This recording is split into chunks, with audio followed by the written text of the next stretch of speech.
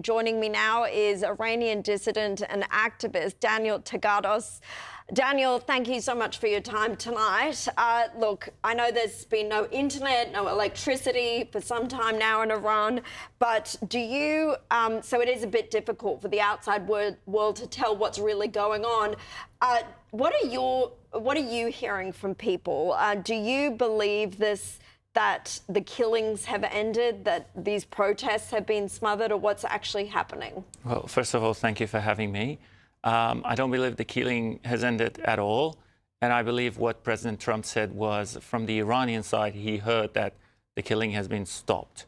But the fact that the internet is still cut down and Iranians don't have access to it, with no communications outside for more than, say, 6 days, I believe, it's almost a week, it tells you that the situation is not normal and it hasn't gone back to normal. They failed to show that there was a pro-regime protest.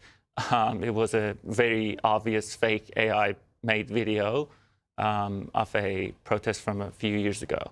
But the fact is, people of Iran have been protesting for like 8 days and calling the Shah and Pahlavi, directly calling his name. And then when he called on the people to come to the streets in numbers, millions showed up to the street. And that's why you see the number of casualties are in tens of thousands. And because of the dismantlation of the proxies outside Iran and some of their infrastructure, some of their oppression infrastructure within Iran by Israel during the 12-day war, they haven't been able to kill as much as they wanted to, and they haven't been able to suppress the protests, so they started shooting at people directly with live ammunition and weapons of war, AK-47s, the snipers on the roof.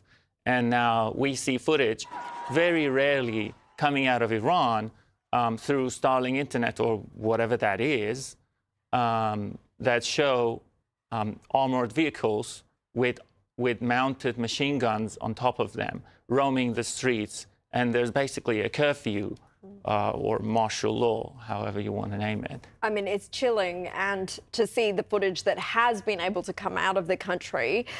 Trump, though, he hasn't ruled out taking military action yet, despite Saudi Arabia, Qatar, Turkey and Oman all urging the president not to launch airstrikes. As an Iranian dissident yourself, is this something you'd like to see? Would you like the US to strike? Do you think it could help? Yes, absolutely. Before that, if you asked me, I would have been on the fence. But with the number of people that have been killed, it's a no-brainer. I mean, I've only seen numbers in more than 12,000 only in Tehran, which is the capital city. There are many major cities, Mashhad, Tabriz, Isfahan, and Shiraz.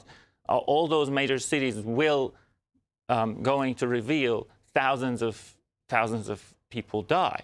So at this point, I know the regime has said that they're putting a figure at around 2,000, but we're hearing reports from dissident websites, and this was a few days ago, that was more like 12,000. What are you hearing? What are the actual numbers? Do you have an idea? I think the numbers are going to be in more than 20,000, at least more than 20,000 people who are on the ground in Iran, who very rarely call their relatives outside of the country, because it's a one-way system. They can call only from Iran, and the calls are also monitored. They say the numbers announced, like 12,000 or something, these are like 1/10 of whatever it could be, because of the level of brutality that they've seen, unfortunately. Yeah. Iran's judiciary has denied now that it scheduled the execution of Irfan Soltani, who was detained by the regime despite his family's claims.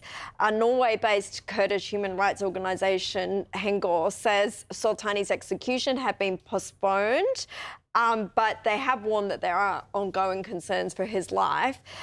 Daniel, how worried are you for the fate of protesters like Irfan Soltani, and do you trust that the regime will spare their lives? Not at all, not at all. I mean, the footage I've seen is soul-crushing. I've seen people with IV catheters connected to their bodies being shot in the forehead. That's what they did.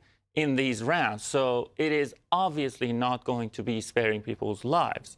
And this is why, and here's why. Because in the previous protests, in 2019, 2022, the major protests that we have seen against the regime, people mostly took it to the street to say what they don't want. That's the dictator, or down to the dictator, that's the Khamenei, and stuff like that. But this time, because they also chanted what they want, which was Javid Shah, meaning long live the Shah, calling for the Shah to return and calling for Pahlavi to return. In their most used chant, Pahlavi will return. Because of those, because they shown what they want, this regime has seen this as a major threat to their existence, because if that was established, it would have been over for them. And quite frankly, it is over for them. They no longer can rule the country like this. Iran is not like North Korea, where you can cut it off all access from the world. Well, look, I hope you're right. Lots of Iranians and many other people who support your people hope that you're right, and that is the end of this brutal Islamic Republic regime in Iran. Thank you for coming on, Danial Taghaddos. I appreciate your time.